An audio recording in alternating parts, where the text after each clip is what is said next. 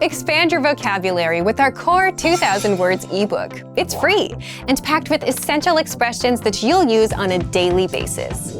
Start building your vocabulary today. Click the link in the description below to download your free Italian ebook before it's gone. Do you know how to give an account of past events and outcomes in Italian? You'll learn how in just a moment. Hi, my name is Felice, and this is 3-Step Italian by ItalianPod101.com. In this lesson, you learn how to talk about what happened and what you did in the past, all through a short conversation. Let's look at the dialogue.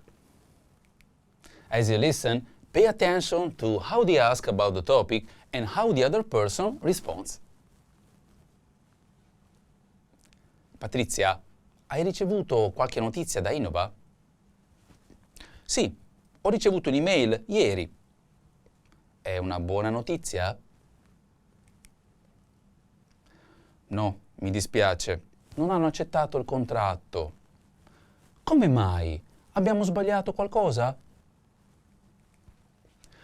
No, abbiamo fatto tutto bene. Che peccato. Let's hear it with the English translation.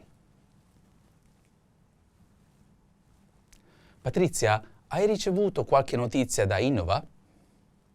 Patrizia, did you receive any news from Innova?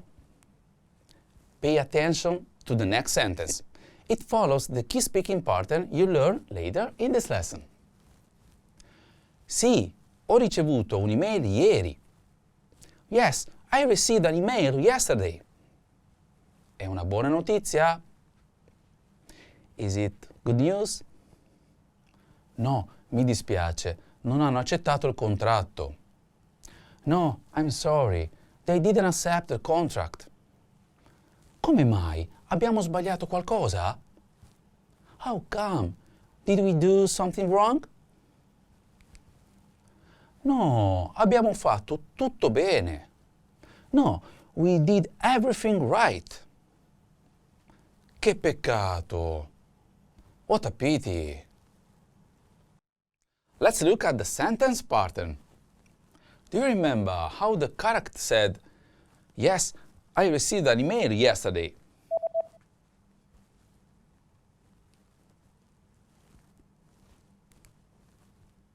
Sì, ho ricevuto un'email ieri. Sì, ho ricevuto un'email ieri. This sentence follows the pattern here. Subject plus present of avere plus past participle. Subject plus present of to have plus past participle. This pattern is used to describe completed actions in the past, things that happened once and are now finished. It's formed with a subject, the present tense of the verb avere, to have, and the past participle of the main verb.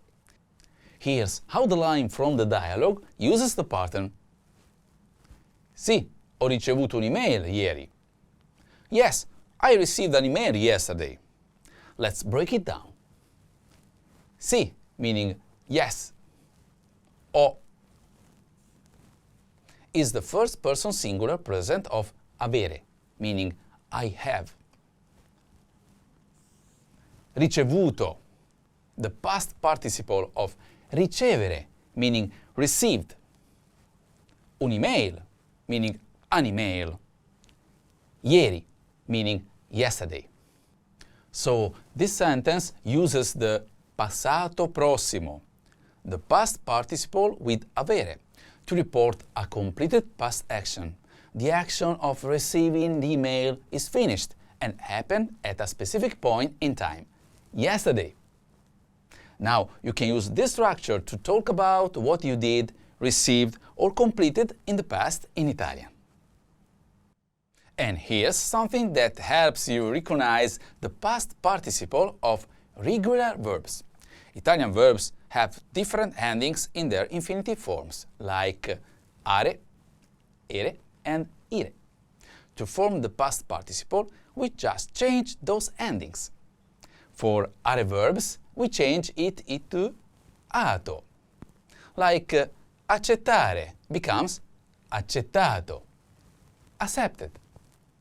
For ere verbs, we use uto.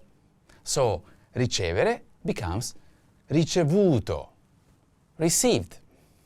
And for ire verbs, we use ito.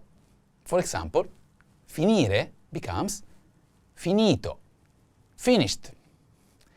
So when we hear ho ricevuto, you can tell right away, ho is I have, and ricevuto is received. Together, I have received, or simply, I received. You'll see this pattern again and again as you described completed actions in the past. Apart from these forms, the past participle of irregular verbs is different. Check the lesson notes on our website for all the variants. Now, let's look at some speaking examples. Io e mio figlio abbiamo guardato la partita insieme. My son and I watched the match together. Can you see how the pattern applies here? Let's break it down. Io e mio figlio. My son and I. This is the subject of the sentence. It's a compound subject, so the verb agrees in the first person plural, we. Abbiamo. We have. This is the present tense of the verb avere, used as the auxiliary verb. Guardato. Watch it. This is the past participle of the regular are verb guardare. La partita, the match, is the thing they watched. Insieme, together. This tells us how the action was done. So, the full sentence follows the pattern subject plus present of avere plus past participle.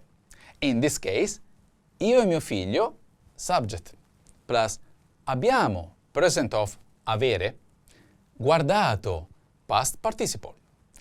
This structure is used to describe a completed action in the past. In this case, watching the match. Here's another example. Ho venduto la mia vecchia bicicletta. I sold my old bicycle.